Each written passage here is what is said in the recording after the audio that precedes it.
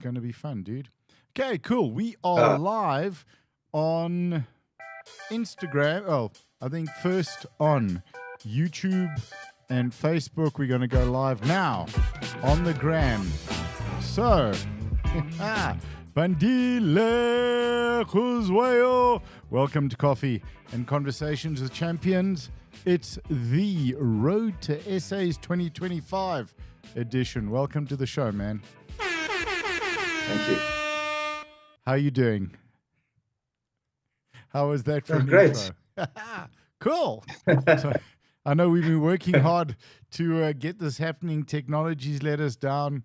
We wanted to be live a little while ago, but it's not a train smash. So at least, yeah, it's crazy how often things just go, yeah, I'll do it on my phone.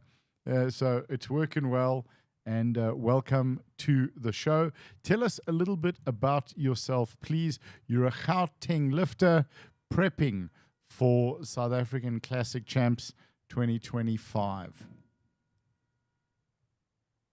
Yes, I'm a primary school teacher and sports coach at a local school here. Come I on, got into powerlifting. I was going to give him a shout out. Bandile, what school? Very well primary.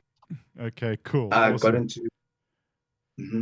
got into powerlifting in 2017, and I also did a bit of strongman in between. But lately, I've decided to focus more on the powerlifting, just cause energy-wise, time-wise, injury-wise, it wasn't sustainable. So I eventually chose powerlifting. Okay, fantastic. And we're very happy. Nothing against strongman. We love strongman, but we're great to have you in the. We're grateful to have you in the powerlifting because you always bring a lot of energy to the comps. It's always a blast to watch you lift. And you're such a nice, sweet guy, but the second you walk on that platform, very serious face. So I wouldn't want to be one of your students when you cross with them. So 100%, very happy that that you've chosen the sport. How did you find powerlifting? I just ended up, I saw a video on Facebook, and then from there I just decided to pursue it, did a bit of research and found out there was a gym right down the road from me. So that's how I started, yes. Okay, And then awesome. Tell us about the gym you're training at. I'm at Barbell Bullies. So down the road from you in Sunninghill, that's Coach Laura and Coach Henk de Vet. Yes. So I had to put I had to put Laura first because Henk won't be cross if I put him second. I'm more scared of Laura than I am of Henk. I don't know if you feel the same way. They're both very friendly. No, 100%. One day I hope to lift as much as Majan. Then I'll be happy. Me too. Yeah, exactly. Tell us a little bit about your powerlifting journey. What was your first competition like? First competition was nerve-wracking. It was 2017. The first one was actually Gauteng Champs. I did it. I was training at another gym at the time, but it was a very good experience. And from there, I just carried on trying to get better and better. So I think lately I have hit a bit of a plateau, but I think the done a bit more research and learned how to tweak things and what I'm doing wrong nutrition-wise. I think nutrition-wise and recovery-wise, because I was neglecting recovery especially. That's very important, especially as you get older. Absolutely. I think recovery is almost more important. If you're a committed athlete, then your recovery time is more important than your time in the gym, because we all know how to spend time in the gym. We don't all commit to our recovery really as much as we should. So your first Gautengs, tell us a little bit more about that. Where was that one held? I think it was held in St. Stadions, if I'm not correct. Rodney was lead manager. Right. That was a very, very cool comp. So I was actually trying to qualify. Then you could qualify. No, it was. Then you could qualify. There was lots of comps in Gauteng to qualify for essays. So you could, I think they'd spread them out. So I'm happy with the way they do it now, where they say it's just Gauteng's. You can only do it through Gauteng because it allows more lifters and gives more competition, if that makes any sense. Before it was Perfect all sense. over the place. People would, there'd be qualifiers like 6, 7 throughout the Yep, year, absolutely. and people would pick and choose, and it wouldn't feel like a Gauteng's yard. It would just feel like a normal comp. So now I'm happier with how they do it these days. It's a lot better. But then again, back then it was being my first comp. You'll never forget your first comp. I think I just missed qualifying though, so I had to do another comp later in the year. I was quite upset with my coach because they thought that I had qualified, and then when it was time to get the certificates, we saw that wasn't the case. But then it just pushed me to qualify again further down the road. So yeah, Okay, so you qualified in your first year and made it to essays it in was rewarding in its own. 2017. Absolutely. Yes. So, what was your first essays experience like? First essays in Poch, very good. I think I came seventh that year.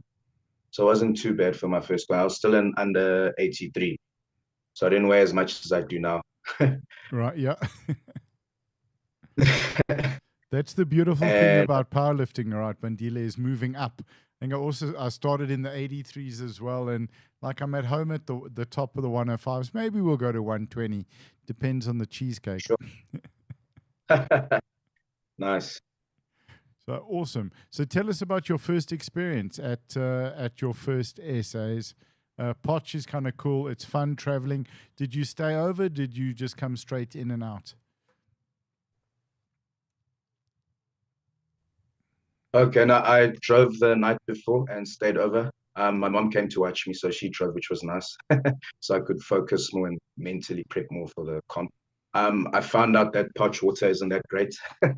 Oh, Um, you drank the water. yes, I did. No one told me anything. But it took just one sip, and then I was like, okay, I'm gonna buy my own water. It's fine. Um, Yeah. I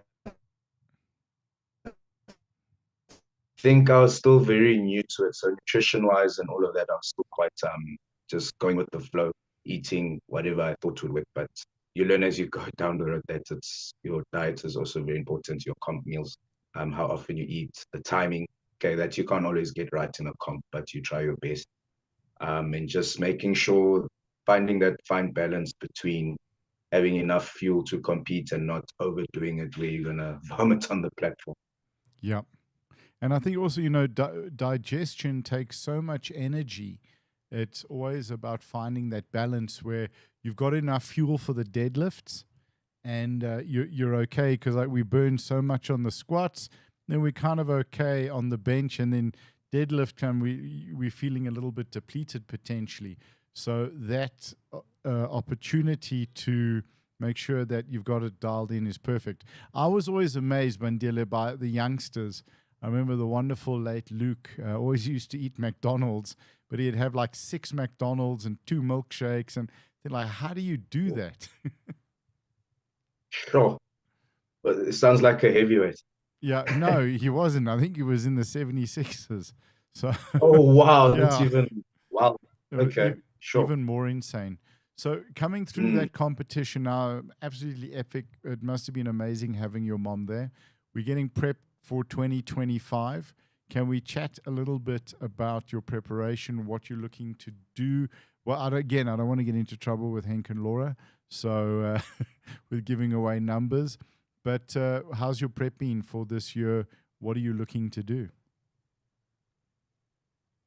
The prep has been a bit challenging. I've been trying to train around injuries, but yeah, adversity is the name of the game in the sport. So you just got to try train around it, see what you can do. The goal would be to increase my total.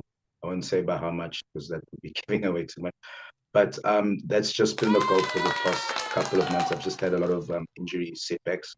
Last year, September, before Commonwealth, I was in a car accident.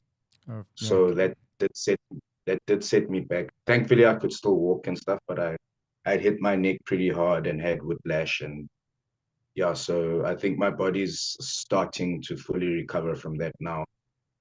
So yeah, just taking it one day at a time and prepping each day and trying to work around what I can. Okay, 100%. Has the coaches been happy sort of with the work and the progress in the gym, what you're bringing to the platform? You're bringing a lot of experience to the platform. So, and Henk and Laura are incredibly experienced coaches. So, one, you're in good hands, but you've been there before. You know what to expect. Yes, the competition in the 93s the past couple of years has gotten a lot better, which is good for the sport. So it's just, I think that's where I started falling behind as well. But it pushes you to do a little bit better, take your prep a little bit more seriously, tweak, improve on what you can.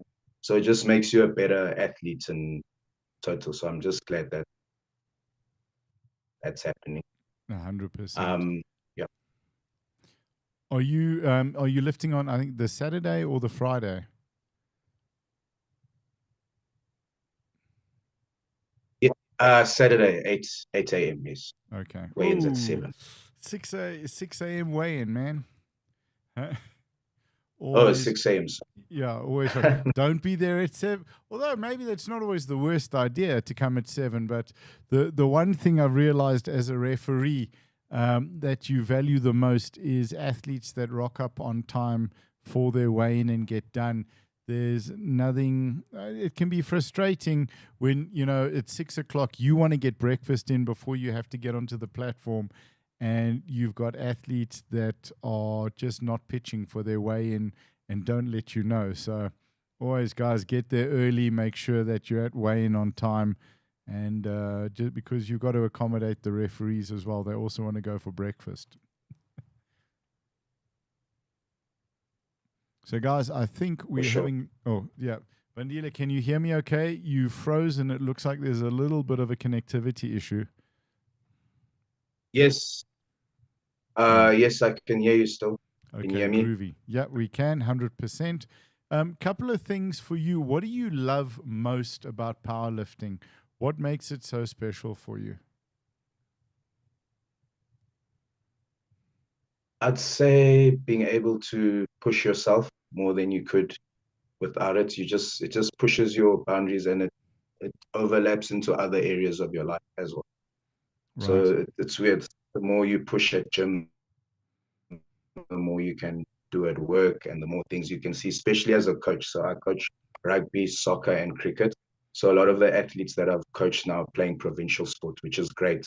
I leave them in grade 7, they go to high school, and a lot of them end up playing provincial, some for the Springboks, under Sure. 20 side. Hopefully they'll make the senior side, but it's definitely good progress. So I think powerlifting has given me a competitive perspective where on the field I can say, hey, there's certain things that you can only learn from competing, and I'm able to coach better thanks to powerlifting. Sure. That's absolutely phenomenal. And I think it's sharing those lessons that you take from the platform and the gym with your students can only stand them in good stead. A question is, you're talking about Springboks, and that is phenomenal. But have any of them followed you onto the platform? Not yet. I've actually been hoping that would happen. No, not yet, but hopefully soon. Yeah, that's it. I mean, you're leading by example. You're leading from the front, which is something that's absolutely phenomenal to see. And then another question, but just a fun one. What in powerlifting drives you mad? Ooh, what drives me mad? It Sure. doesn't have to be anything serious. It can be from cutting weight to, whatever it is.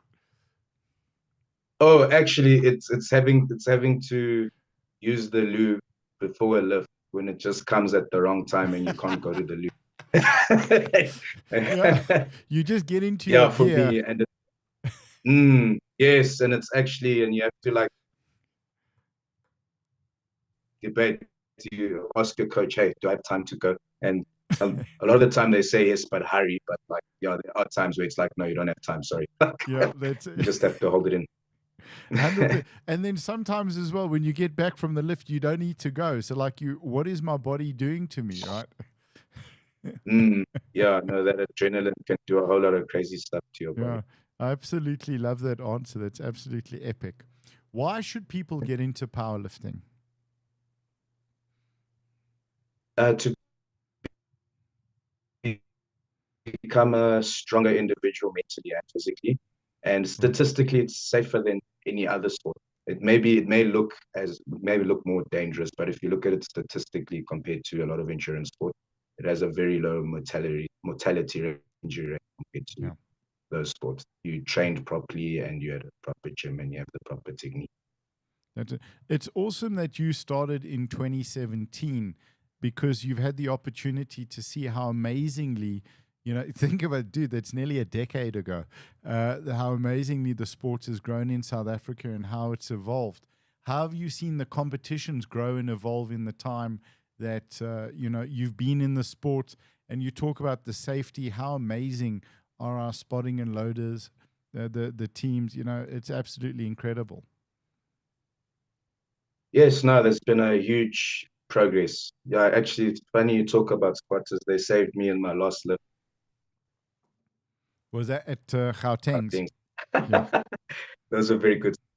Yes, yes, yes. My last lift, yeah, I needed their assistance. I just couldn't lock out my last squat, and they Mm. they could see and grab me just in time, and yeah, proper spotting and got rid of the rate in a safe manner. So no, it has It, definitely changed, and competitions are a lot more faster and organized than they started. So yeah, abs- no, very ab- organized. absolutely. I've been chatting with some of the guys overseas, talking about in the early days where comps were 7 hours, 6 hours, and now you're getting it Mm. done in sort of 4 hours, 3 hours 50. It's absolutely amazing to see the pace and the speed, and I think everybody really appreciates that because we can bring down the numbers, the number of days of a comp, and just make it a lot better for everyone. Yeah, no, definitely, and you can add more and plan more ahead. 100%. Who's coming out, or have you got people coming out to watch you, to support you? Are your students going to be on the live stream? They better be dropping some comments, and we'll be keeping an eye out for that. I'll send the link. I think a few work colleagues will watch. My Okay. mom might come through depending on work demands. Okay, that's And awesome. two friends of mine. All right. Are you going to be going through the day before as well? Yes, yes, yes. No, I'll sleep there, and then because it's in the morning, yeah, I Yeah. can't drive that morning. I have to drive at like I've 4 a.m. done No. that once before. I leave at 3:30 for a 6 a.m. weigh-in, and it's not fun. It's not fun, and Mm, it's not safe to do either. Any advice mm. that you would like to share? You mentioned earlier about sort of nutrition and recovery. That's something that you'd like to talk about and share that you found has benefited you and your lifting. For recovery, I'd just say like Epsom salt baths. Yeah, those are quite uh, game changing, in terms of recovery.